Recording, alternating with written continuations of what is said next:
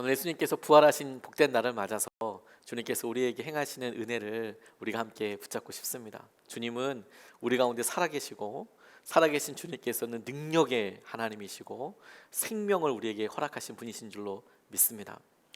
오늘 부활의 기쁜 소식을 우리가 함께 나누면서 주님께서 우리의 삶에 도전하시는 방향에 대해서 우리 같이 말씀으로 묵상하고 붙잡고 싶습니다. 부활이라는 놀라운 사건이 예수님의 고난에 이어져서 우리에게 일어나게 됐을 때 이것을 경험하기 전과 경험한 후가 많이 달라집니다. 아, 이게 이런 의미였구나, 이런 뜻이었구나, 이런 것도 달라지게 되겠고, 그리고 비로소 깨닫게 되는 영역들이 있지요. 오늘 본문 말씀이 주님께서 십자가를 지시기 훨씬 전에 하셨던 말씀임에도 불구하고 십자가를 지실 상황과 십자가를 지시고 난 이후에 제자들이 살아야 될 것에 대해서 미리 먼저 말씀하신 것인데, 이것이 우리에게 오히려 이 부활절 이 아침에 우리에게 방향을 잡을 수 있는 귀한 도전이 되겠다고 싶습니다. 우리가 같이 주님의 말씀 앞에 나아가고 싶습니다.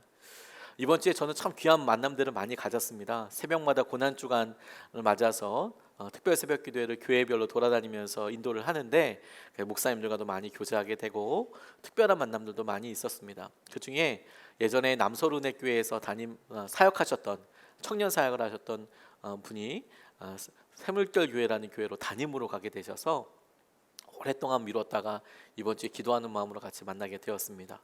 근데 그분이 참 마음 따뜻해지는, 마음이 아려오는 그런 간증이 있으세요. 그 목사님의 아버님께서는 역시 목사님이시고 사모님과 함께 열심히 목회를 하셨는데 초등학교 5학년 때 어머니께서 돌아가셨대요.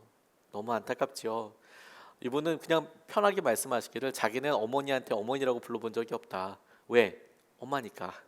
엄마라고만 부른 거예요. 초등학교 5학년짜리 남학생이 뭐 그렇게 심각하게 문제를 고민하며 살았겠어요. 막 노는 거 너무 좋아하고 집에 있는 거 싫어하고 뭐 그러니까 엄마가 아프다 뭐 이런 얘기 들려와도 그런갑다 그리고 친구들이랑 놀고 뭐 이렇게 했대요. 심지어 어머니 장례식 때에도 그냥 사람들이 많이 오고 맛있는 음식이 있으니까 좋아라 했다는 겁니다. 그냥 딱 그 나이 또래에 그 남자아이가 보일 수 있는 그런 행동이었겠죠. 그런데 나중에 엄마의 빈자리가 너무 크게 느껴지더라는 거예요. 보고 싶기도 하고, 나 우리 엄마 장례식 때도 나 제대로 거기에 다 붙어 있지도 않고 그냥 내가 바쁘고 나가서 놀기 바쁘고 친구들 만나고 이런 거 했었는데 그게 되게 의미 있는 시간이었구나. 그게 나중에 깨달아지게 되잖아요. 그러니까 조금 더 시간이 지나고 난 다음에 우리 엄마는 도대체 무슨 생각하고 살았을까? 우리 엄마는 어떤 사람일까? 그게 궁금해지더래요. 그런데 엄마에 대해서 자기가 정말 아는 게 없더랍니다. 초등학교 5학년 때까지 같이 살았는데도 불구하고 엄마에 대한 기억이 아물 있지만 그래도 우리 엄마는 뭘 좋아했고 뭘 했는지 잘 기억이 나지 않더래요. 그러다가 하나 기억났던 게 엄마가 시간만 있으면 이렇게 틈틈 읽었던 책 그거 생각났고 엄마가 그 작가를 너무 좋아해서 여러 권의 책을 읽었던 것을 떠올리게 됐습니다. 미우라 아야코라는 사람이에요.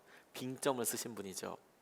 그래서 우리 엄마는 어떤 글을 좋아했을까 싶어서 그 책을 이렇게 한 권씩 빼어보기 시작했답니다. 우리 엄마는 도대체 어떤 책을 읽고 이거 왜 좋아했을까? 그러다가 놀라운 걸 발견하게 됐어요. 아니 그 미우라 아야코 여사가 쓴 책에 500원짜리 1000원짜리 지폐가 꽂혀 있는 거예요. 완전 유레카 아니겠습니까? 이 어린 소년이 딱 보니까 책에 예전에는 500원짜리가 지폐였잖아요. 500원짜리 지폐랑 1000원짜리 지폐가 이렇게 있으니까 이게 아주 쏠쏠한 거예요. 읽다가 물론 드르륵 해가지고 돈만 뺄 수도 있지만 그래도 그 돈이 그 있으니까 쭉 읽어보다가 그 돈 이제 뺏는 재미로 그 책을 열심히 이렇게 읽은 겁니다. 그러다가 그 중에 이 어머니가 아프실 때 폐결핵을 앓으셨는데 폐결핵 앓으셨던 이 어머니가 똑같은 병을 앓았던 미우라 아야코 여사에게 쓰신 편지가 있더래요. 보내려고 쓴 편지가 아니라 자기가 책을 읽다 보니까 절절히 넘치는 그런 마음이 가슴에 공감이 되어서 이 엄마가 거기다가 글을 이렇게 끄적끄적 남겨놓으신 거죠. 미우라 아야코에게 쓰는 편지 형태로 남겨놓으셨는데 그 내용을 보니까 미우라 아야코 여사도 폐결핵을 앓았는데 자기도 그런 걸 알고 있다. 진단을 받았다.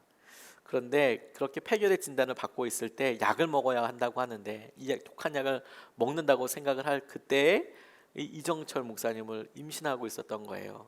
내 태중의 아이를 생각하니까 차마 그 약을 먹을 수가 없어서 논두렁에다가 그 약을 다 버렸다. 뭐 이런 얘기들이 이렇게 있으면서 자기가 그때 느꼈던 마음이나 아픔을 미우라 아야코에게 이렇게 쓰는 편지 형태로 이렇게 써진 것을 이분이 책을 나중에 읽다가 발견해서 하염없이 많이 울게 됐다고 그런 이야기를 하시는데 제 모습이랑 너무 비슷한 것 같아요.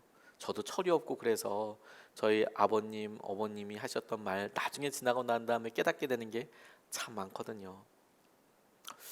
육신의 부모님에게서도 그렇지만 하나님에게서도 그리고 무엇보다도 우리와 함께 하셨던 예수님과도 이런 일들이 참 많다고 싶습니다. 앞서 말씀드렸듯이 주님께서 십자가를 지시고 돌아가신 사건과 그 십자가 이후에 부활하신 사건으로 말미암아 제자들이 마침내 갖고 있었던 여러 생각들이 이제야 퍼즐이 탁 맞춰지듯이 완벽하게 맞춰지게 되는데 이 고난의 시간을 통과하고 부활이라는 것을 맞이하게 되면서 제자들 사이에 놀라운 변화가 있어요. 그 변화를 주님께서 전에 말씀하셨던 십자가 지시기 전에 말씀하셨던 것을 통해서 우리가 생각해 볼 때 첫 번째로 같이 주목하게 되는 것은 이 일을 통하여 제자들에게 있어서 말씀이 반드시 이루어진다는 것, 퍼즐이 맞춰지는 날이 반드시 있고 말씀은 반드시 성취된다는 것에 대한 분명한 믿음의 고백이 생겼어요. 이게 변화입니다. 퍼즐이 맞춰지는 날이 있고 말씀과 믿음에 대한 성취에 대한 분명한 확신이 생겼다는 거예요. 21절 22절 말씀을 보면 그런데 예수께서는 그들에게 엄중히 경고하셔서 이것을 아무에게도 말하지 말라고 명하시고 말씀하셨다. 인자가 반드시 많은 고난을 받고 장로들과 대제사장들과 율법 박사들에게 배척을 받아 죽임을 당하고서 사흔날에 살아나야 한다라고 말씀하셨습니다. 당시에 예수님께서 많은 유대의 종교 지도자들에게 배척을 받고 있는 것은 사실이었습니다. 그런데 그 배척과 미움과 질투가 죽음에까지 이르게 될 것이다 라고는 아직까지 예상하기 조금 힘든 부분들이 있었어요. 미움을 받긴 했지만 질투를 받긴 했지만 주님께서는 그런 상황 가운데 이 일로 인하여서 내가 죽음에까지 이르게 되겠다라고 말씀하셨어요. 근데 거기서 그친 것이 아니라 내가 그리고 나서 사흘 만에 3일 만에 살아나게 될 것이다 라고 미리 말씀하셨습니다. 이 이야기를 예수님에게 처음 들었던 제자들의 상황을 한번 떠올려 보세요. 주님께서 배척을 받으시겠다 알고 있었습니다. 죽음을 당할 것이다 의아하게 생각했을 거예요. 다시 살아나게 될 것이다 전혀 상상할 수 없었을 겁니다. 죽음까지는 이해가 되지만 살아나는 것에 대해서 사람들은 그게 어떤 의미인지에 대해서 본 적이 없었기 때문에 나사로와 뭐 여러 그런 상황들이 있다고 하더라도 그게 도대체 어떤 일인지 상상할 수 없었을 거예요. 그런데 주님께서 이 일을 부활을 통해서 보여주시는 것을 보고 나서야 마침내 그분의 연약함, 십자가 지심과 그분의 부활이 그들의 삶에 말씀이 반드시 이루어진다. 내 삶의 목적과 중심이 무엇인지에 대한 퍼즐의 가장 중요한 부분을 맞추는 부분인 것을 알게 되는 거예요. 그리고 그것을 통해서 자기의 삶을 자기 삶 가운데 이루고 계신 하나님의 계획을 다시 바라보게 됩니다. 우리의 연약함과 그리고 그 연약함 이후에 이어지게 되는 부활에 대한 소망이 우리에게 얼마나 놀라운 도전이 되는지 몰라요. 그게 주님께서 부활을 통해 우리에게 보여주시는 시선의 변화 가운데 가장 놀라운 겁니다. 찰스 콜슨이라는 분이 쓴 러빙 갓 하나님을 사랑하는 것은 사랑한다는 것은 이라는 책을 보니까 한 판사 분의 이야기가 나옵니다. 본트라거라는 판사분이 있었는데 이분은 아주 꼿꼿하고 공명정대하고 뭐 사람들이 보기에 그렇게 윤리적으로나 도덕적으로나 문제 없이 아주 바른 길, 강한 의지와 이런 확신 가운데 살아가는 그런 훌륭한 분이셨답니다. 그리고 내가 다른 사람들한테 피해주지 않고 내가 본 대로 배운 대로 할 수 있는 대로 내게 있는 권한을 가지고 하는 것이 지극히 당연한 것이고 그렇게 살아가면 된다고 생각을 하셨어요. 그런데 이분에게 이해가 안 되는 아내가 있었습니다. 왜 이해가 안 됐느냐? 믿음 생활을 하는 게 이해가 안 되셨대요. 그냥 있는 것대로 쓰고 하나님이 굳이 필요하겠냐? 내가 아는 것대로 살고 그러면 되지. 뭐 그렇게 신앙생활 한다고 그렇게 그러냐? 교회 가는 것을 반대하진 않았지만 적어도 나는 안 간다. 나한테 권면하지 마라. 뭐 이런 식의 사고를 갖고 계셨어요. 그런데 어느 날 평소보다 일찍 집에 들어오게 됐는데 아내에게 할 말이 있었답니다. 그런데 아내가 어딨냐고 이렇게 물어보니까 교회 갔다는 거예요. 뭐 교회 갈 수도 있으니까요. 근데 이제 아내에게 전할 말이 있어서 교회에 찾아갔더니 마침 예배가 진행 중에 있었답니다. 그러니까 예배 중에 아내를 찾기는 어렵잖아요. 자기도 찾아간 김에 뒤쪽에 그냥 앉아서 예배를 드리는 형국의 모습이 됐습니다. 그런데 그 짧은 앉아있는 그 짧은 찰나 같은 시간에 하나님께서 그에게 놀라운 깨달음, 질문과 깨달음을 더하여 주셨어요. 문득 그곳에 앉아있다가 뜬금없이 자기 속에 확신처럼 갖고 있었던 것에 대한 전제에 대해서 질문 하나가 퍽 들어왔어요. 아, 내가 이렇게 강철 같은 의지만 가지고 살 수 있는 것이 아니지 않을까? 내가 할 수 있다는 이 확신과 이런 상황들에 있는 것만으로 살 수 있는 것은 아니지 않을까? 정말 단순한 질문이잖아요. 근데 본인은 그렇게 하고 있다고 생각을 하고 있었는데 문득 그곳에 앉아서 퍼뜩 드는 생각이 그렇지 않을 수도 있지 않을까? 실제로 이분이 판사이다 보니까 주위에 여러 사람들을 만나보고 어떤 사안과 사건에 대해서 판단을 내려야 하는데, 근데 그럴 때 보면 참 좋은 사람들, 능력을 가진 사람들, 많이 배운 사람들 중에서도 참 뭐 과정을 어떻게 설명될 수 없을 만큼 무너지는 사람도 보고 재기가 불가능한 사람도 보고 뭐 이런 사람들도 많이 있더라는 것을 떠올리게 됐어요. 그리고 의지가 강하고 인격이 훌륭하고 세상적으로 존경을 받아도 불가항력적인 어려움이 있는 것을 여러 번 주위에서 본 거죠. 근데 평소 때는 그런 걸 봤지만 그게 자기의 문제라고 생각하지는 않았습니다. 그런데 그날 갑자기 그게 자기에게도 적용된다고 떠올리게 된 거예요. 내가 갖고 있는 이런 열심과 이런 상황으로 내가 충분한 건가? 그러다가 그 자리에 문득 이어져서 내게도 하나님이 필요하겠구나. 누군가가 그분에게 와서 뭐 설명해 준 것도 아니고 누군가가 그분에게 와서 예수님을 믿으라고 얘기한 것도 아니고 그냥 혼자서 아내 찾으러 왔다가 뒤에 앉아 있는데 생각 하나가 머리를 탁 때리기를, 이게 가능할까? 불가항력적인 삶도 있잖아. 그렇다면 내게도 하나님이 필요한 것 아닌가? 그것으로 인하여서 이분의 삶이 완전히 변하게 되는 거죠. 우리의 삶에 우리가 연약함을 보게 되고 그 연약함을 통해서 마침내 그 연약함을 넘어설 무언가에 대해 갈망을 갖게 됩니다.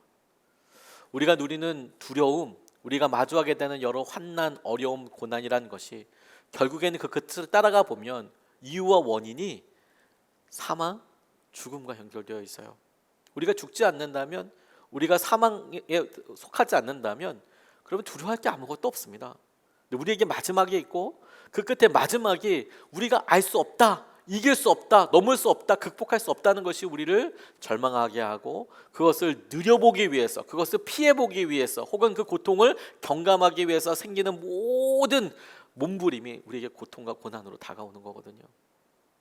근데 거기서 우리가 해결할 수 있는 방법은 없지만 주님께서 부활하신 모습을 통하여 십자가와 부활을 통해 우리에게 완벽하게 구원해 주시는, 우리의 삶을 해석하고 우리의 삶을 의미 있게 해주시는 퍼즐이 되어주시는 거예요. 그래서 주님께서 우리에게 이끌어 주시는 거죠. 제자들에게 예수님께서 부활하셔 나타나신 사건은 주님께서 말씀하신 모든 것에 대한 해답이 주님이시라는 것을 알게 해주실 뿐만 아니라 자기들 삶의 믿음의 중심이 어디에 있어야 하는지를 알게 해주시는 변화고 능력이 되었어요. C.S. 루이스가 하나님에 대해서 말하는 신학자였음에도 불구하고 그가 그렇게 많은 글을 쓸 수 있었던 가장 근저에 기본에 있었던 정서, 생각이 뭐냐면 의심이었습니다. 하나님을 만나는 것, 하나님에 대해 생각하는 것에 대해서 그가 정말 많은 질문이 있었던 사람이에요. 그 질문이 많았다 보니까 그것에 대해서 하나씩 하나씩 대답하게 되는데, 그런 의심에 대한 질문이 많았던 사람들이 공감하게 되는 거죠. 왜? 나도 그런 어려움이 있었으니까, 나도 그런 질문들을 해봤으니까. 근데 그가 주님을 정말 만나고 나서 완전히 변하게 되어서 이런 고백을 합니다. 우리가 얼굴을 찾을 때까지라는 책에 이렇게 그가 고백을 해요. 이제 압니다. 주님이 왜 답을 주시지 않는지를. 그것은 주님이 곧 답이기 때문입니다. 주님의 얼굴을 대할 때 모든 의문은 사라집니다. 다른 어떤 답이 이보다 더 만족스러울 수 있을까요? 다른 어떤 답이 이보다 더 만족스러울 수 있을까요? 우리의 연약함에, 우리의 두려움에 주님께서는 십자가의 고난을 뚫고 극복하셔서 생명으로 보여주시며 우리에게 완전한 답이 되어주셨어요. 그러니 우리에게 우리의 삶의 방향과 중심이 되시는 것이 너무 당연한 것이죠. 나아가 이 본문 말씀이 우리에게 또 다른 시선의 변화 한 가지를 가져옵니다. 또 다른 의미의 변화를 읽어낼 수 있게끔 그렇게 우리에게 도전해요. 십자가에 대한 고백과 생각입니다. 23절 24절 말씀을 보면 그리고 예수께서 모든 사람에게 말씀하셨다. 나를 따라오려는 사람은 자기를 부인하고 날마다 자기 십자가를 지고 나를 따라오너라. 누구든지 제 목숨을 구하려고 하는 사람은 잃을 것이요 누구든지 나를 위하여 제 목숨을 잃는 사람은 목숨을 구할 것이다. 이렇게 말씀하셨습니다. 이 말씀을 처음 듣는 제자들에게 한번 그 마음을 한번 여러분 상상해 보십시오. 주님께서 누구든지 나를 따르려면 자기 십자가를 지고 따라야 할 것이다 라고 말씀하셨어요. 당시 이스라엘 사람들뿐만 아니라 로마가 다스리고 있었던 모든 속주, 그 다음에 속해 있는 식민지 국가에서는 십자가형이 무엇을 의미하는지 잘 알았습니다. 거기에 반란이 일어나거나 그러면 사람을 가장 잔혹하게 죽이는 처형 방법 중에 하나였습니다. 그게 십자가형이었어요. 그것은 모든 사람이 다 알고 있는 거였습니다. 근데 그 주님이 제자들에게 말씀하실 때 누구든지 나를 따라오려면 자기 십자가를 지고 따라야 한다라는 것에 대해서 이것이 죽음의 길 혹은 이것이 어떤 고통스러운 길이라고 상상할 수는 있었을 거예요. 그런데 여러분 그 수준에 대해서 여러분 그들이 어떻게 짐작했을 거라고 생각이 드십니까? 제자들에게 주님께서 자기 십자가를 지고 따라야 한다고 말씀하실 때에 제자들은 아마도 그래 내가 할 수 있는 한 목숨을 걸어서 최선을 다해서 그렇게 주님을 따라가야지. 내가 최선을 다해 주님을 그렇게 붙잡아야지. 내가 할 수 있는 한 최선 그게 내게 중요한 거야 라고 생각했을 거예요. 근데 주님이 당신께서 직접 십자가를 지시는 것을 보여주셨잖아요. 그러면 최선을 다하면 기적이 일어난다거나 뭔가 하나님께서 개입하셔서 살려주셔야 될 것 같잖아요. 그런데 너무 허망하게 십자가에서 돌아가셨어요. 그들이 보기에 너무 허망하게 그냥 죽음으로 처리되셨어요. 장사되셨습니다. 그리고 3일 만에 부활하셨어요. 이 십자가와 부활의 사건을 함께 본 제자들에게 주님께서 누구든지 자기 십자가를 지고 따라야 했을 때 이거 따라야 한다고 이야기해서 처음에는 열심과 최선의 수준에서 그게 아니라 우리가 예수님을 따르는 길은 죽는 길이구나. 살기 위한 길이 아니라 주님을 따라서 마침내 우리가 죽음에 이르는 거구나 라는 것을 알게 됐어요. 열심이 아니라 우리가 완전히 죽음으로 처리되는 데까지 죽는 데까지 나아가야 되는 거구나. 그리고 놀랍게도 그게 유일하게 사는 길이다라는 것을 알게 됐을 거예요. 그냥 누구든지 죽고자 하는 자는 살고 살고자 하는 자는 죽고 이게 아니라 우리가 예수님의 십자가 그 길을 따라가 죽어야 죽음으로 처리되어야 그 길이 주님께서 말씀하신 유일한 생명을 누리는 길이다. 십자가가 유일하게 생명의 길이다라는 것을 제자들이 알게 됐어요. 그게 십자가와 부활의 사건 이후에 제자들에게 일어난 변화입니다. 고성준 목사님이라는 분과 같이 교제를 한 적이 있어요. 이분이 말씀을 전해 주시는데 제게 그분 간증 중에 하나가 참 마음에 와서 닿았습니다. 처음에 개척을 하시는데 여러 성도님들이 와서 같이 으쌰으쌰 하니까 너무 재밌고 즐거운 목회를 하고 있는데 남자 청년 한 명이 왔답니다. 얼마나 귀하겠어요. 얼마나 예쁘겠어요. 교회에 할 일도 많고 힘쓸 일도 많고 그런데 청년이 와서 같이 신앙생활을 하니까 기쁘고 반갑고 행복하죠. 그런데 그 청년이 교회에 너무 큰 어려움을 주고 시험을 주고 사라졌습니다. 나중에 알고 보니까 이름 빼고 다 거짓말인 거였어요. 이름 빼고 다 거짓말이에요. 다 그냥 다 속인 거죠. 그러니까 피해가 막 심했습니다. 성도님들 사이에 주로 이렇게 관계에 있어서 한 분 이래버리면 이거 뒷감당이 진짜 힘들거든요. 남아있는 분들 그대로 남아있는데 그 교회 성도니까 선한 마음으로 이렇게 한 건데 그런데 이렇게 막 그냥 잠적해버리고 이러면 진짜 어렵죠. 그래서 그걸 잘 이렇게 무마하고 은혜로 넘어가고 그렇게 하셨답니다. 그런데 그게 좀 잊혀질만 했는데 이분이 세상에 아내를 데리고 온 거예요. 가족을 데리고 교회에 나타나신 거예요. 그래서 교회가 다시 한번 어렵죠. 어려워지죠. 참 어떻게 그럴 수 있나 싶지만 왔는데 온 이유가 더 기가 막혔습니다. 자기가 지금 자수하려고 하는데 우리 가족을 좀 잘 부탁한다고. 그리고 진짜 자수를 하더라는 거예요. 아니 좋고 선하게 이렇게 끝맺음을 한 게 아니고 종적을 값준 그런 사건에서 그것 때문에 교회가 진짜 어려웠는데 자기가 정말 지나고 나니까 믿을 때가 교회밖에 없더래요.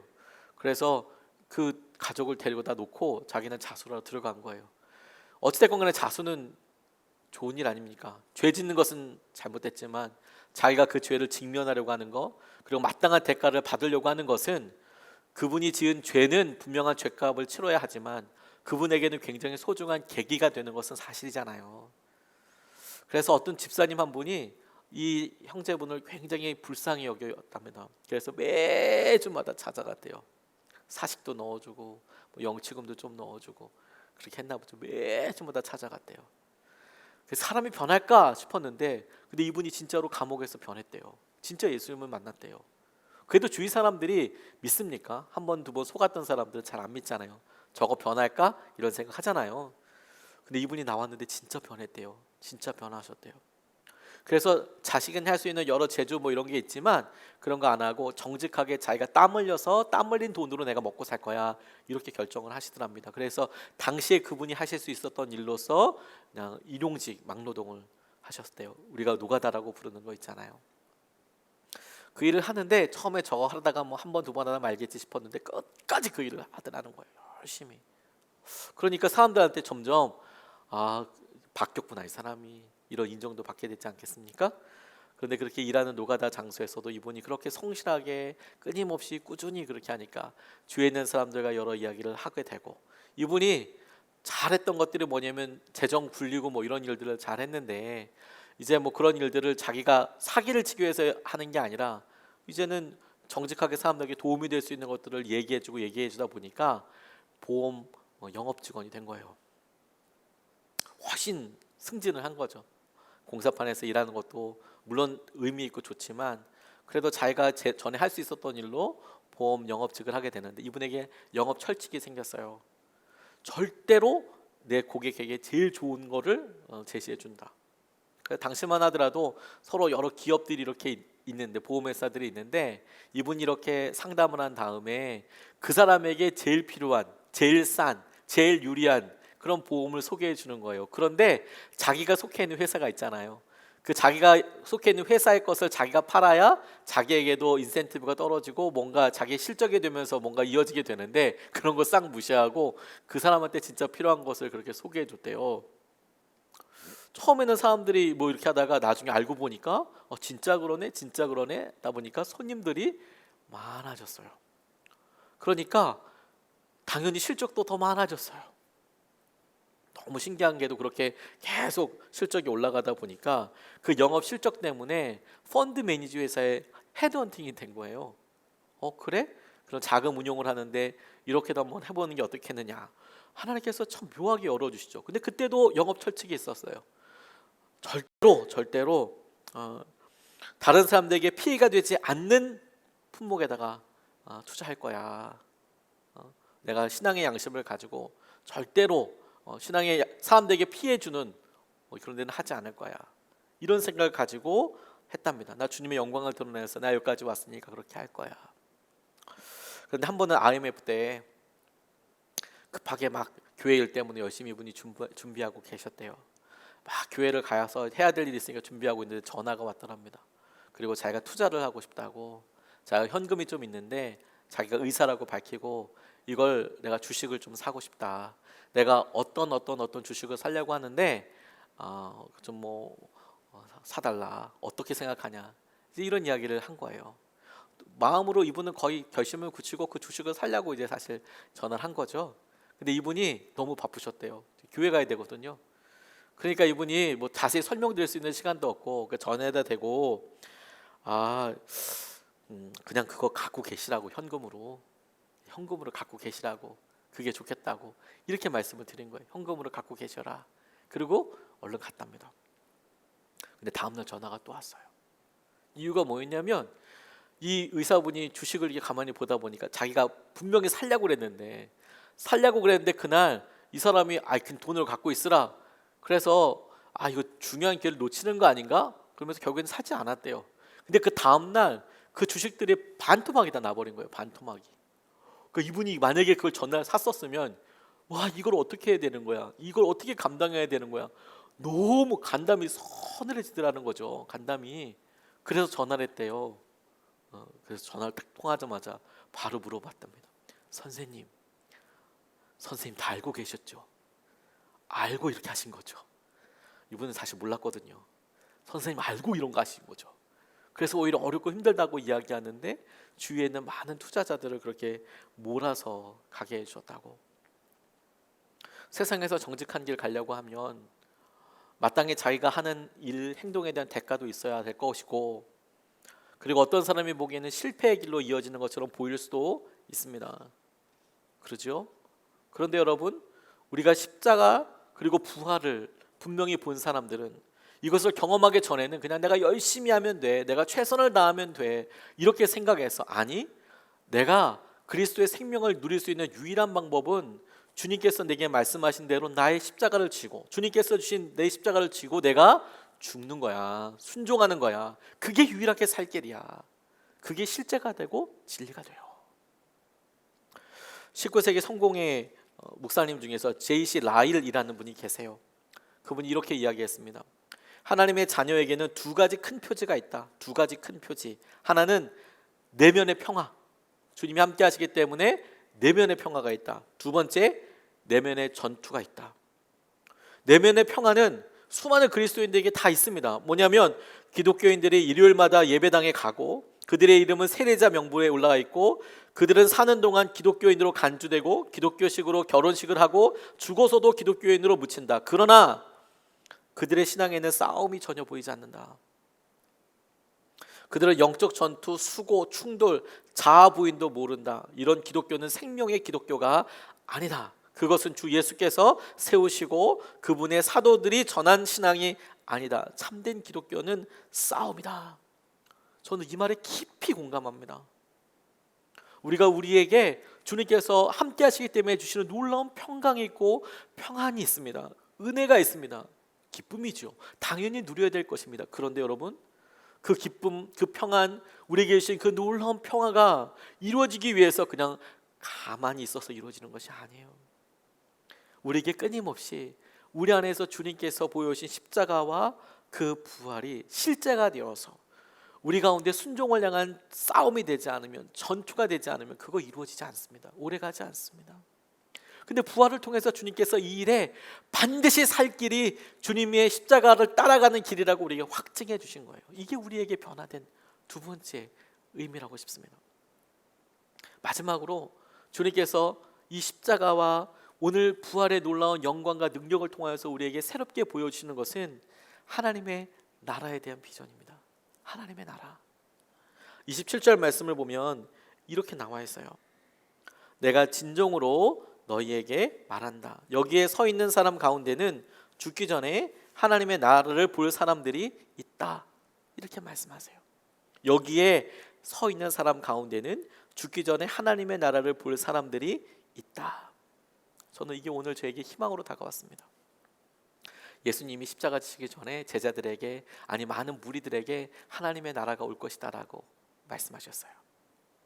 하나님의 나라를, 제자들을 포함한 여러 사람들 이해할 때 다윗의 자손이신 예수님, 기적을 일으키신 예수님께서 마치 자기들에게 오셔서 자기들의 정치적인 상황, 문화적인 상황을 완전히 바꾸어 주실 사람이라고 생각했어요. 실제적인 뭔가의 변화. 그래서 제자들 가운데 어떤 사람은 정치적으로 진짜 왕이 될 거라고 생각한 사람도 있었습니다. 그리고 그것이 당시의 사람들이 간절히 원하는 일이기도 했습니다. 그래서 주님께서 말씀하신 하나님의 나라라고 이야기할 때 그 하나님의 나라는 그들이 실제로 예루살렘을 통하여 이스라엘에 이루어지게 될 어떤 무언가의 나라 형태를 떠올리는 사람이 많이 있었어요. 그런데 주님께서 빌라도와 이야기할 때 놀라운 장면들이 발견되죠. 빌라도가 묻습니다. 네가 왕이냐? 그런 대화 중에 주님께서 이런 이야기를 하세요. 내가 다스리는 나의 왕국은 이 땅에 속한 게 아니다.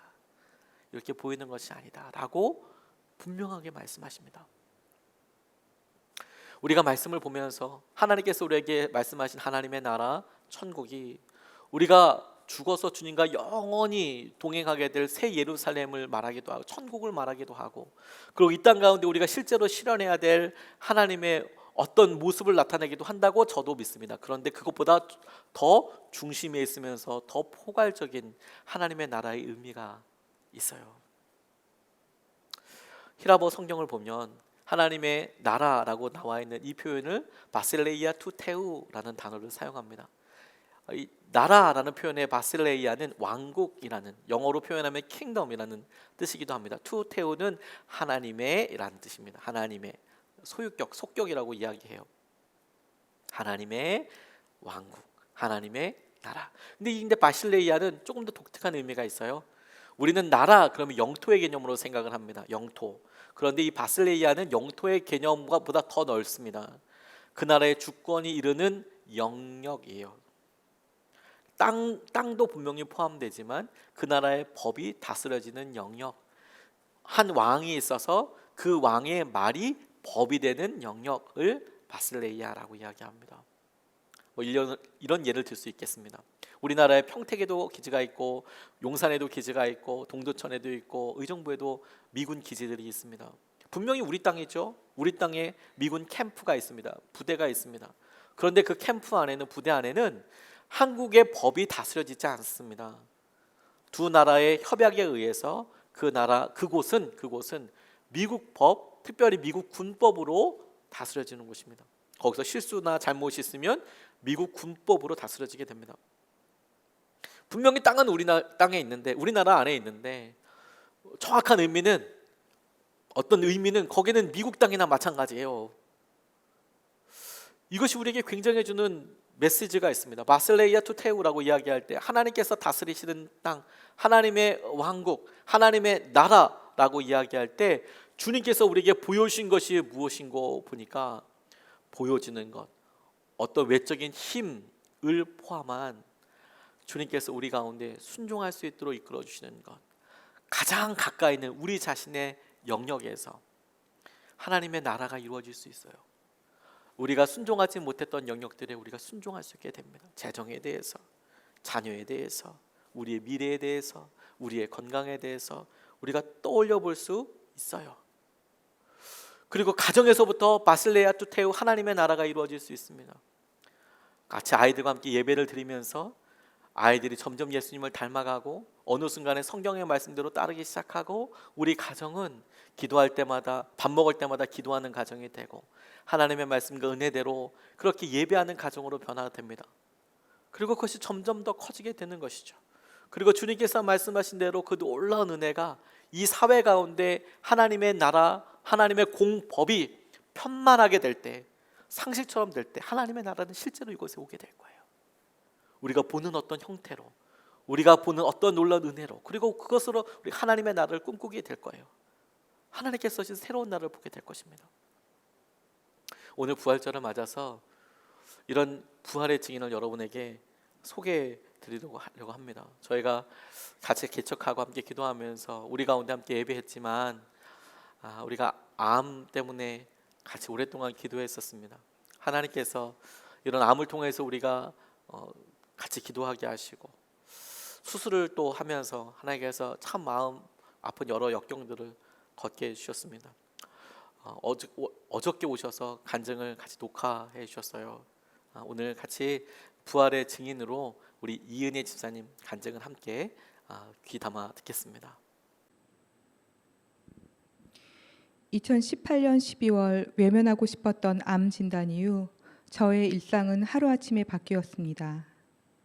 진단 후 치료를 기다리며 슬픔과 두려움, 막막함 가운데 주님은 엄마와 제게 말씀으로 위로를, 환상으로 치유를 약속하셨지만 첫 항암 후 하루 20시간씩 누워서 죽었는지 살았는지 비몽사몽 지내는 시간은 회복의 기대보다는 아프기 전에 몸 상태로 돌아갈 수 있을까 싶을 정도로 쉽지 않은 시간이었습니다. 그렇게 힘든 투병 생활을 이어가며 좋지 않은 습관이 하나 생겼습니다. 그것은 주님의 약속과는 상관없이 나도 모르게 불쑥불쑥 저 깊은 곳에서부터 튀어나오는 앞으로 어떻게 살아야 하나 하는 불신앙의 말이었습니다. 그 어떤 것도 자신이 없었습니다. 또한 투병을 시작하던 시기 개인적으로 진행하게 된 법적인 소송과 대응, 그리고 요양병원을 퇴원하기 직전까지 해결나지 않았던 큰 문제들은 세상을 똑같이 살아가는 제게 암 환자라는 이유로 비껴가 주지 않았고, 육신의 어려운 상황에서도 동일하게 풀어가야 할 엉킨 실타래였습니다. 하나의 문제에 봉착할 때마다 드는 염려와 막막함, 그리고 이어지는 기도와 상황에 맞서는 시간 동안 병상에서 고개를 파묻고 기도했던 그 문제들에 주님은 결코 외면하지 않으셨고, 단 한 개의 기도 제목 외에는 모두 주님의 방법으로 넘치도록 응답해 주셨습니다. 나의 상식을 뛰어넘는 방법들, 이 문제가 이렇게 풀릴 수도 있구나.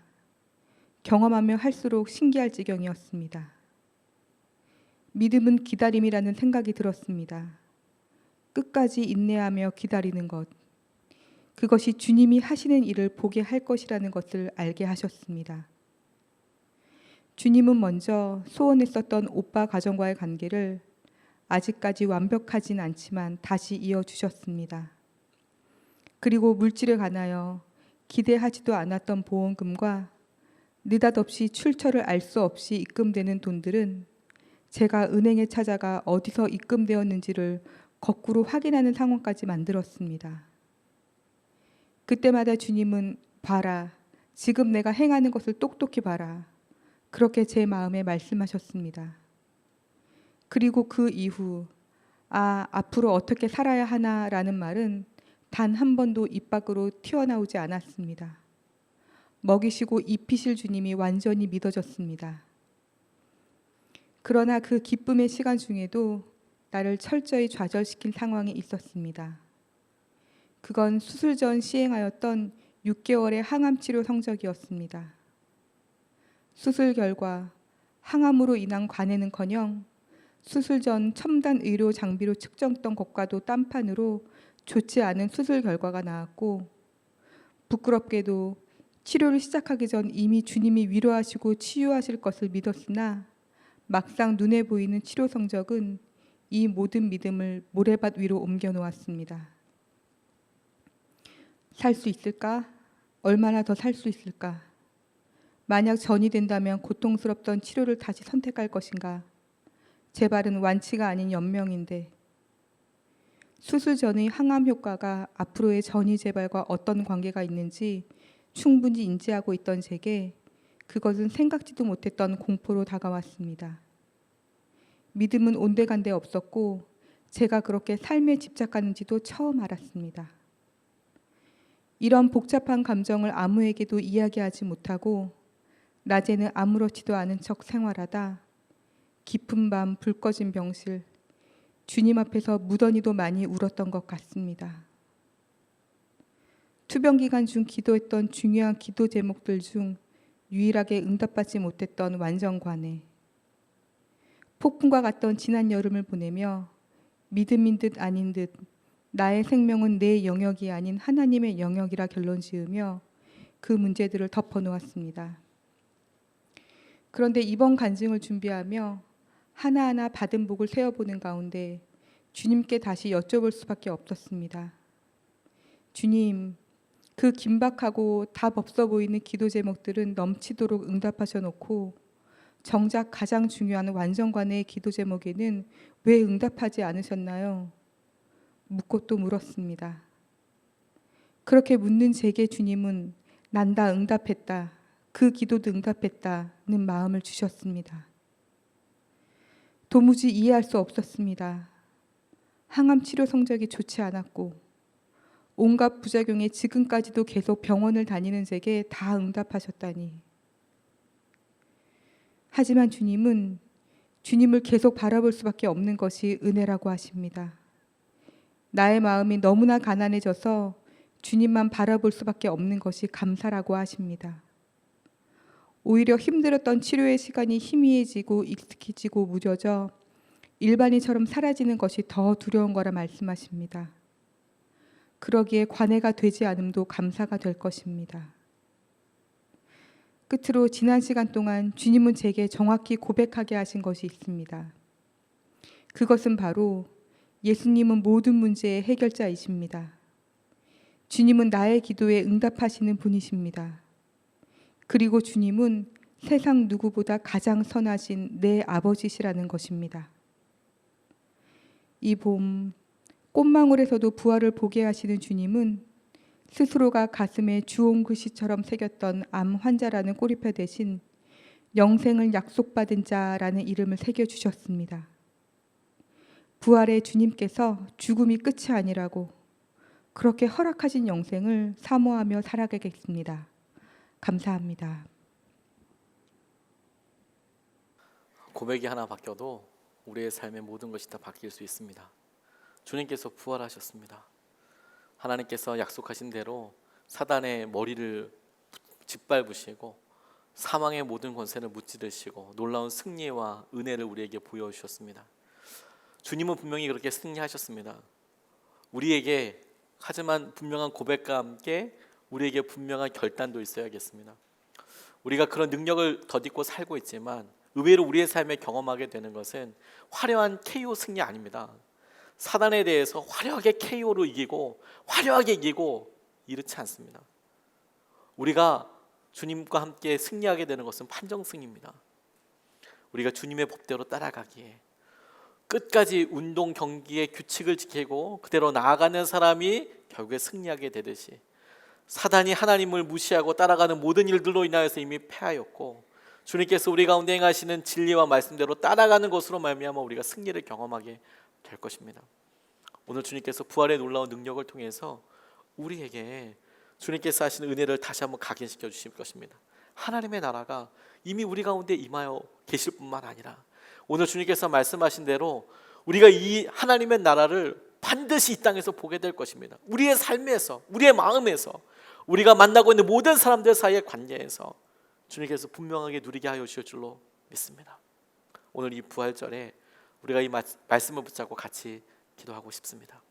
주님께서 우리에게 보여주셨던 고난, 십자가의 고난을 통해서 주님 우리에게 보여주신 영광의 기쁨, 부활의 능력과 생명을 우리가 보게 되었고 우리 모두가 증인입니다. 주님께서 우리가 알지 못했던 것들에서 정확하게 대한 퍼즐을 맞춰주시는 날, 우리의 삶에 우리의 연약함과 우리에게 주신 부활의 생명을 바라보게 하시는 오늘, 주님께서 우리에게 우리의 구원과 우리가 의지할 바를 다시 한번 명확하게 보여주십니다. 뿐만 아니라 주님께서 우리에게 십자가가 무엇인지 보여주십니다. 다만 열심히 살아서 따라갈 수 있는 길이 아닙니다. 예수님처럼 우리의 십자가를 지고 마침내 주님과 함께 죽는 길, 그 길이 순종으로 나타나게 되고 그 길이 주님을 향한 결단으로 나타나게 될 때 이것이 우리에게 어떤 생명이 되는지 우리가 경험하게 될 것입니다. 주님께서 부활하시듯 우리에게 이것이 놀라운 생명의 길로 능력으로 임하게 될 것입니다. 또 하나, 하나님의 나라, 우리 가운데 순종할 수 없던 영역들이 부활의 기쁨과 능력을 바라보며 마침내 순종할 수 있게 되어지고 그래서 회복할 수 없을 것 같았던 우리 가정이 하나님의 나라가 되고 하나님의 법이 다스림이 되고 우리 사회가, 우리 국가가, 전 세계가 하나님께서 다스리는 법이 편만하여 주의 놀라운 은혜와 주의 영광을 드러내는 통로가 될 것입니다. 주님, 우리를 통하여 오늘 이런 놀라운 은혜를 이루어 주시고 오늘 우리를 통하여 이 걸음을 한 걸음씩 한 걸음씩 나아가게 하여 주시옵소서. 부활의 주님께 우리가 온전히 같이 기도하며 함께 나아가겠습니다.